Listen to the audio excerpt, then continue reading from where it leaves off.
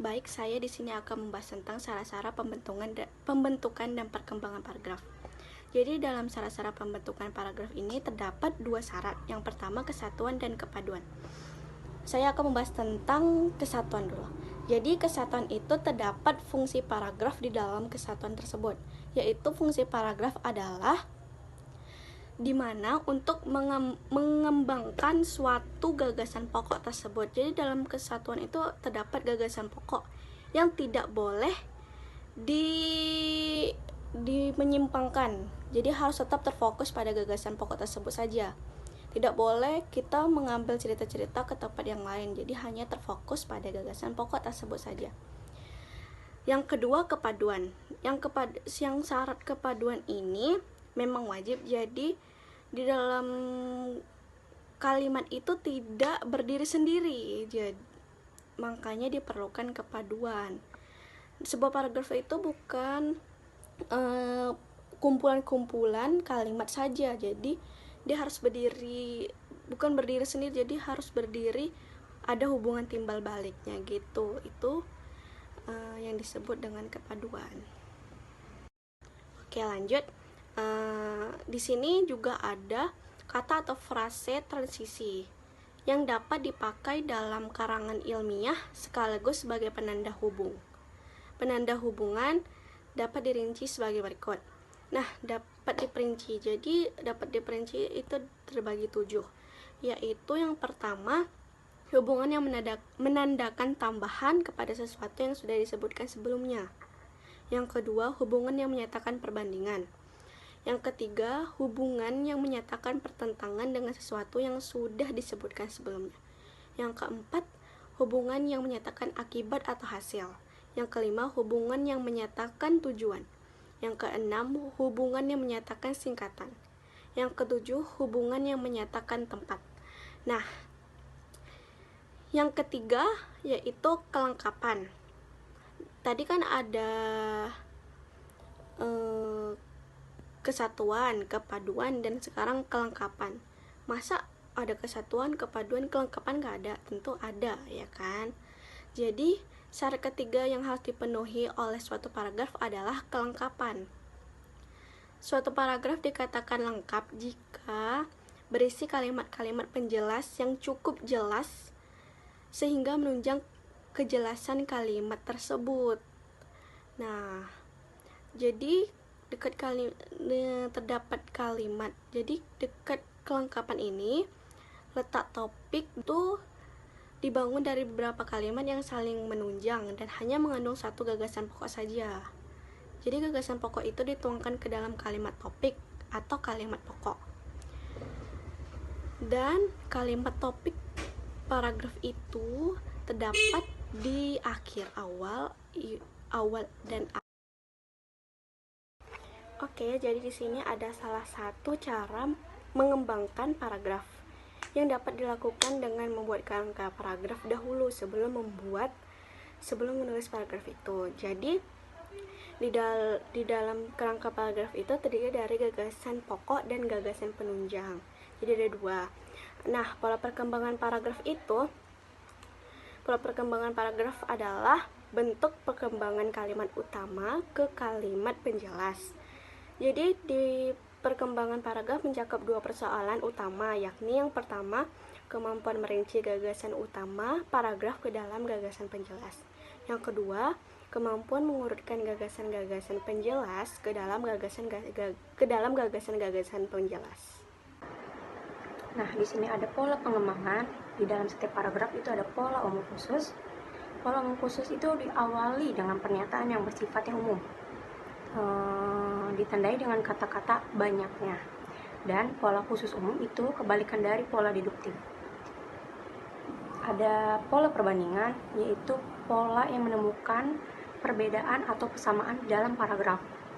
Dan pola analogi, yaitu bentuk pengungkapan suatu objek yang dijelaskan dengan objek yang lain memiliki suatu kesamaan atau kemiripan, tapi dengan bantuan kata-kata kiasan. Contohnya itu kayak ibaratnya seperti atau bagaikan. Nah, seperti itu. Nah, dan di atas ini adalah contoh dari pola pengembangan yang lainnya. Wacana adalah rentetan kalimat yang saling berkaitan dengan menghubungkan preposisi yang satu dengan preposisi yang lainnya. Di dalam kesatuan makna antar bagian di dalam suatu bangun bahasa.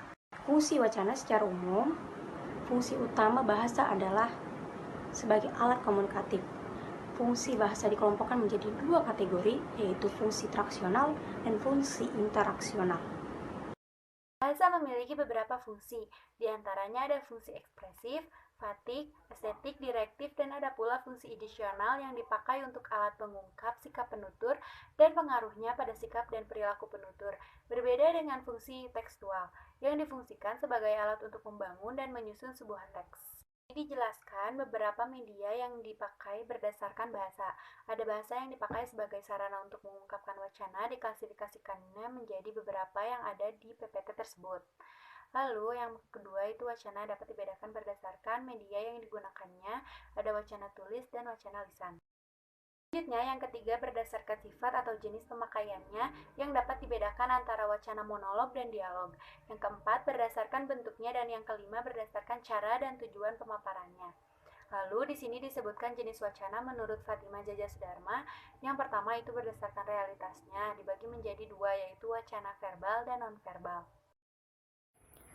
Berdasarkan media komunikasinya, wacana diklarifikasikan menjadi wacana tulisan dan wacana lisan. Sedangkan berdasarkan jenis pemakaiannya diklarifikasikan menjadi wacana monolog, yaitu wacana yang tidak melibatkan bentuk tutur, percakapan, atau dua pihak yang berkepentingan.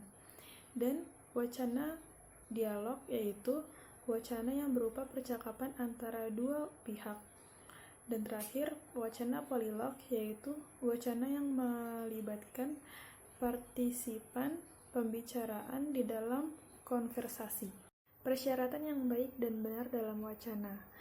Yang pertama ada topik, yaitu sebuah wacana mengungkapkan satu bahasa atau gagasan. Yang kedua ada kohesi dan koherensi. Kohesi artinya unsur-unsur wacana yang digunakan untuk menyusun suatu wacana memiliki keterkaitan secara padu dan utuh.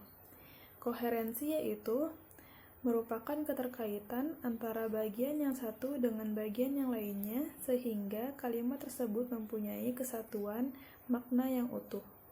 Proporsional ialah keseimbangan dalam makna yang ingin dijabarkan dalam wacana atau makna yang terdapat dalam wacana ialah seimbang. Selanjutnya ada tuturan. Tuturan yang dimaksud ialah mengungkapkan suatu topik yang ada dalam wacana. Pola pengembangan wacana. Yang kesatu, pola umum khusus. Pola susunan umum khusus adalah wacana yang diungkapkan dengan pola pengembangan dari hal-hal atau kalimat yang bersifat umum, diikuti kalimat-kalimat yang bersifat khusus. Yang kedua, pola seluruh bagian. Pola susunan wacana ini mengedepankan sesuatu secara menyeluruh terlebih dahulu, kemudian diikuti bagian-bagian dari keseluruhan tersebut. Yang ketiga, pola latar subjek unsur.